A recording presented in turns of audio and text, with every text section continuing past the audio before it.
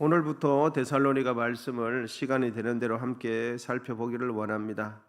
데살로니가 지역은 바울 일행이 2차 전도 여행 때 경유했던 지역 중에 하나가 데살로니가 지역이라는 곳이 있었습니다. 데살로니가 지역은 바울이 오래 머물지는 못했는데 한 3주 이상 정도는 머물던 것으로 보여집니다. 바울은 그곳에서 더 머물고 싶었습니다. 그런데 그곳에 있는 유대인들이 바울에 대해서, 바울 일행에 대해서 시기하고 질투하는 바람에 더 머물러 있을 수가 없었습니다. 데살로니가 교회에 관련된 역사적인 내용은 사도행전 17장 1절에서 9절 정도 보시면 제가 지금 말씀드린 내용들이 기록이 되어 있습니다. 바울은 짧게 있었지만 데살로니가 교회를 생각해 보면 하나님께 참 감사할 부분이 많았던 그런 교회로 기억이 났던 것 같습니다.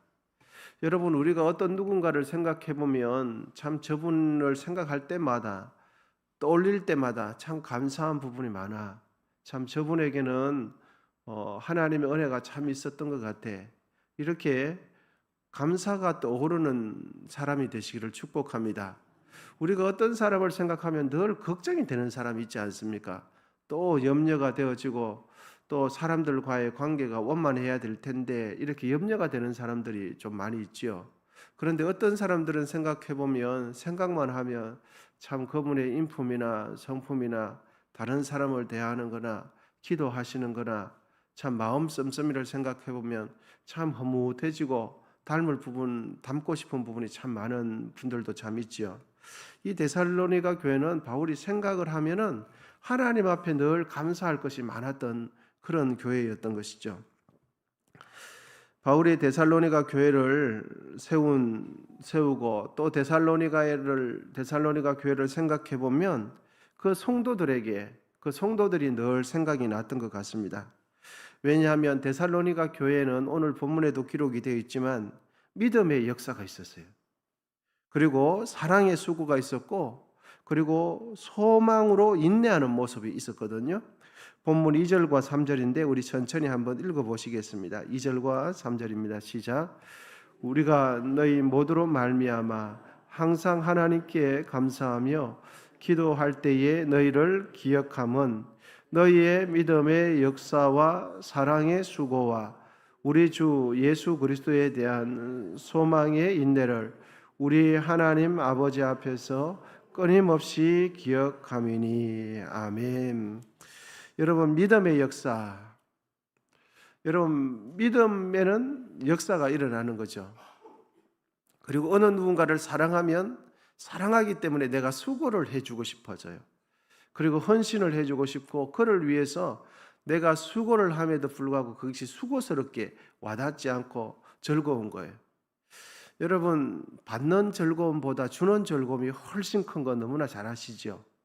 주는 즐거움이 훨씬 커요. 받는 즐거움은 주는 즐거움에 비해서 반도 되지 않습니다. 그런데 누군가를 주고 싶을 때는 이렇게 안 받으려고 하면 불편해하는 거죠. 나는 저분을 너무너무 사랑해서 이렇게 주고 싶은데 그걸 이렇게 편안하게 받지 않고 이렇게 주고 싶은데 부담스러워하면 주는 사람이 불편해요. 그래, 주고 싶은 것은 못 말려요, 여러분. 주고 싶은 것은 못 말려요. 사랑도 주고 싶고 섬김도 주고 싶고 작은 것도 주고 싶은 그런 마음은 참 귀한 거죠. 여러분, 사랑에는 수고가 있습니다. 그리고 소망을 가지면 인내를 하게 되어지죠. 그래서 사랑의 수고와 믿음의 역사, 소망의 인내를 우리 하나님 앞에서 바울은 데살로니가 교회가 그런 교회가 되니까 너무너무 기분이 좋고 생각할 때마다 하나님 은혜 때문에 참 감사했던 것 같습니다. 믿음, 사랑, 소망, 이 삼중 요소는 바울에게 있어서 늘 제시해 왔던 요소들입니다. 여러분, 예수를 믿는 성도에게 분명 믿음 가운데서 서로에게 사랑으로 쉽지 않습니다. 사랑한다는 것은 정말 마땅한 일이지만 쉽지 않는 것이 사랑이지요.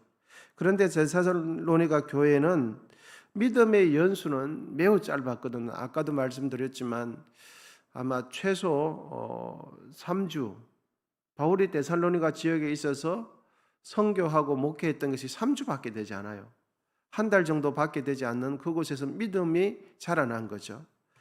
그런 짧은 기간이었지만 그 데살로니가 교회는 서로에 대해서 사랑의 수고를 하는 교회였습니다.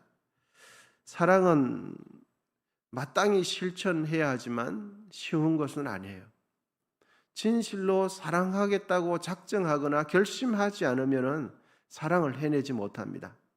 우리 안에서 당연한 사랑, 우리 안에 자연적으로 발생하는 사랑은 내가 하고 싶은 사랑이지, 예수 그리스도의 사랑은 예수 그리스도를 닮은 성격의 사랑은 하기 어렵죠.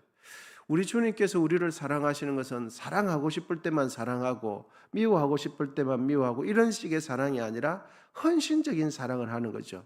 상대방에게 상관없이 내가 상대방을 존중하는 게 이걸 사랑이라고 이야기하죠. 여러분, 우리 모두는 믿는 대로 행동하는 은혜가 있기를 축복합니다. 믿는 것 따로, 행동하는 것 따로, 말하는 것 따로, 사랑하고 싶을 때 사랑하고, 내 마음이 감동이 되면 사랑하고, 이거는 믿지 않는 자도 다 하는 것 아닙니까? 그죠? 그러므로 그 데살로니가 교회는 믿는 대로 실천하는 교회였던 것 같아요. 고백하는 대로 또 말씀대로 실천하려고 하는 그런 교회가 데살로니가 교회였던 것 같습니다. 여러분, 우리도 믿음, 사랑, 이 소망을 우리의 삶 속에 실천해 내시는 은혜가 있기를 축복합니다. 이제 오늘 본문 5절인데요. 5절 같이 한번 읽어보면 좋겠습니다. 5절입니다. 시작.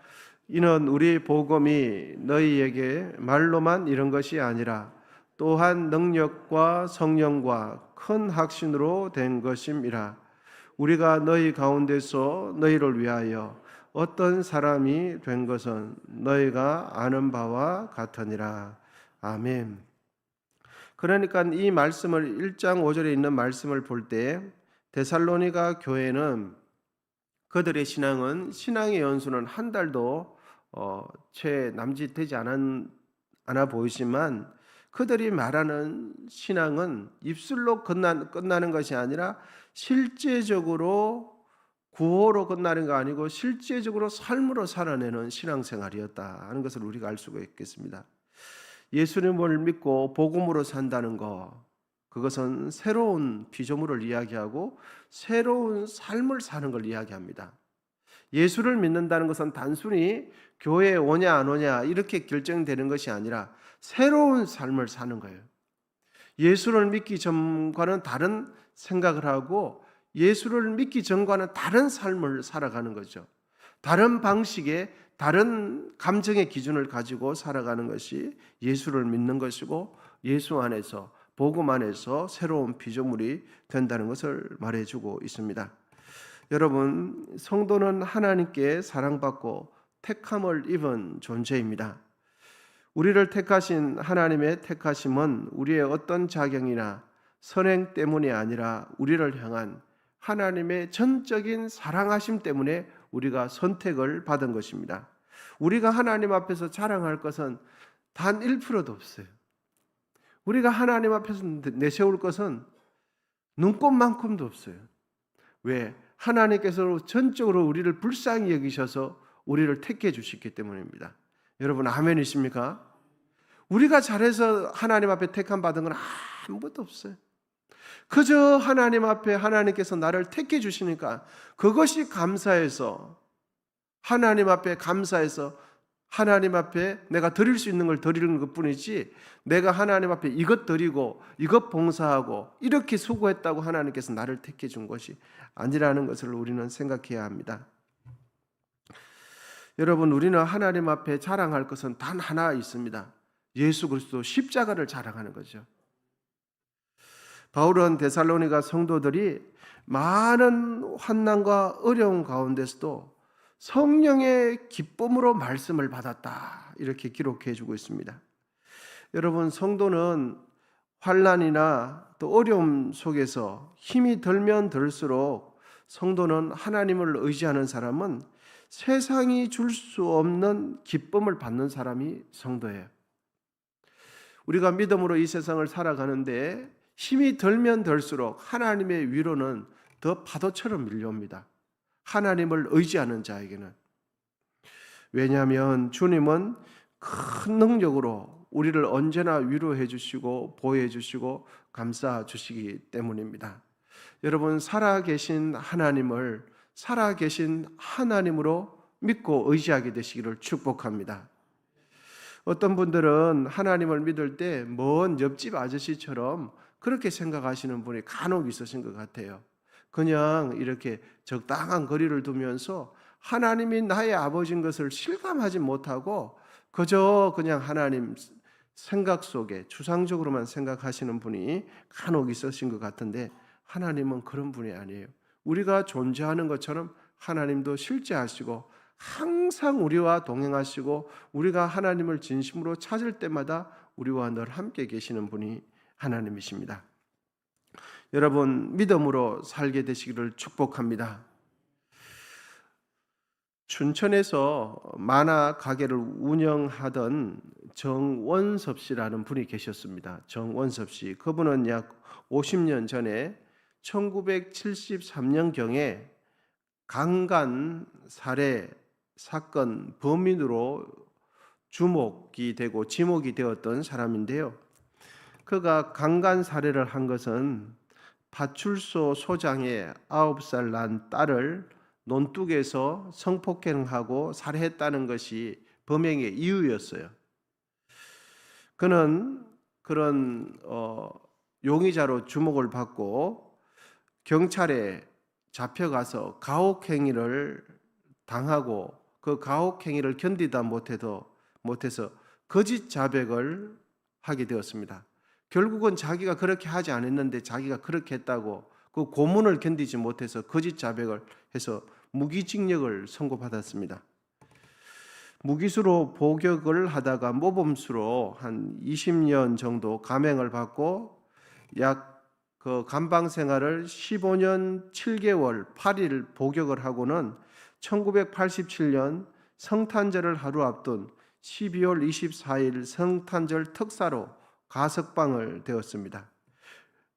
그 이후 그는 20년 동안 자신의 무죄를 입증하기 위해서 외로이 그 경찰청과 억울한 누명을 벗기 위해서 외로이 20년간 싸웠습니다. 그래서 자신의 무죄를 입증하기 위해서. 그래서 결국은 2008년 11월 28일 만 36년 만에 무죄 판결을 받았습니다. 36년 만에. 그래서 국가가 경찰이 잘못 이렇게 판결을 내리는 그 보상으로 국가로부터 28억을 보상을 받았지만 그 36년을 지내오는 동안 자신의 삶은 모두 잃어버렸어요.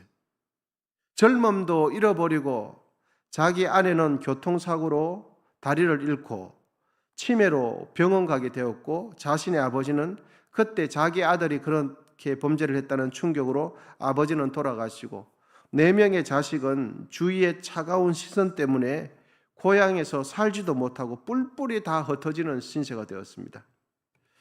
그렇게 36년을 억울한 세월을 보내는 동안, 감옥에 있는 동안 그는 김재준 목사님이라는 분을 만났어요.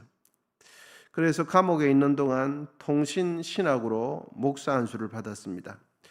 누명으로 옥살이 하던 그를 살린 말씀이 있는데 그것은 이사야서 41장 10절이었습니다.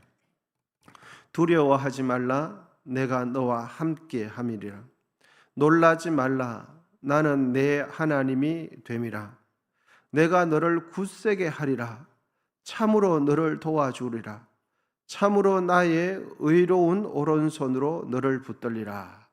이 말씀이 이 정원섭 씨, 누명을 쓴 이 사람이 감옥 생활하는 동안에 온갖 정신적인 스트레스와 가정이 파탄이 나는 이 가운데서도 삶을 유지해 나갈 수 있었습니다.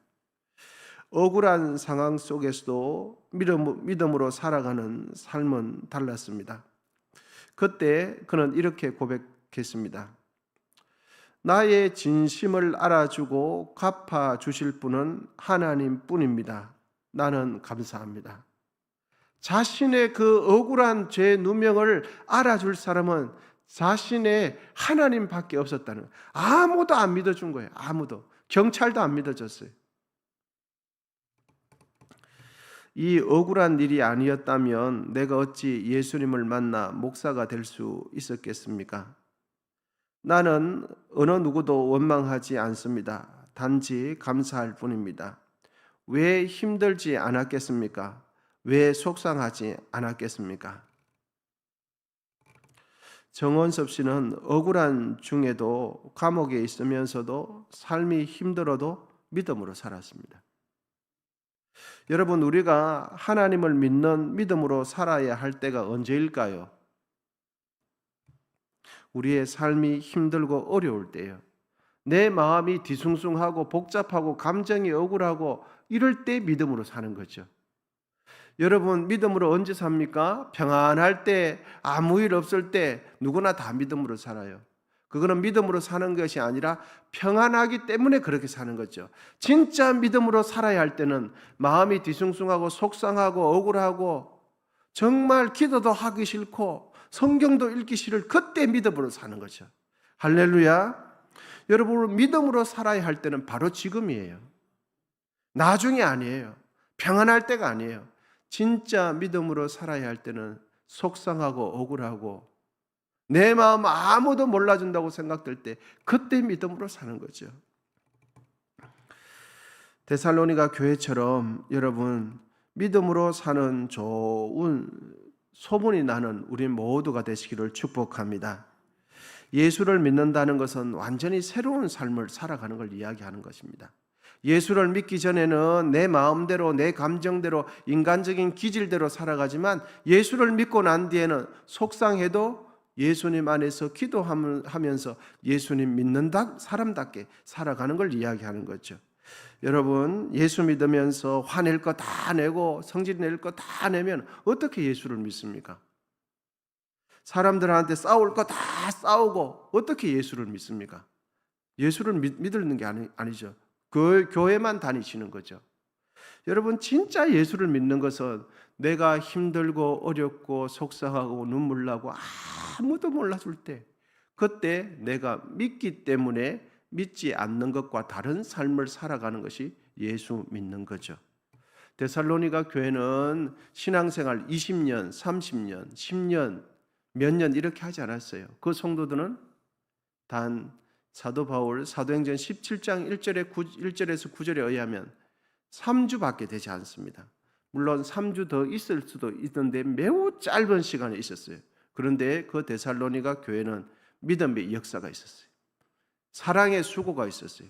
그리고 소망에 대한 인내를 가지고 살아갔던 거죠. 여러분, 우리도 믿음으로 살게 되시기를 축복합니다. 믿음으로 살아야 할 때는 내 마음이 힘들 때예요.